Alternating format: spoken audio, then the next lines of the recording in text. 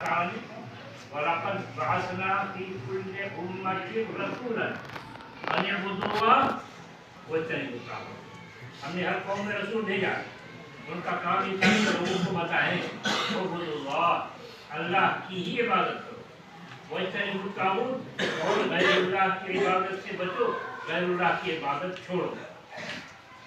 یہی کام محمد الرسول اللہ صلی اللہ علیہ وسلم کے حوالے کیا گیا۔ اللہ تعالیٰ قل انما امرت ان اعبد اللہ ولا اشرک به الیہ آقا جی، مجھ کو تو اسی بات کا حکم دیا گیا کہ میں اللہ کی ہی عبادت کروں اور اس کے ساتھ کسی کو شریک نہ کروں، یعنی میں توحید پر قائم ہو جاؤں۔ کیا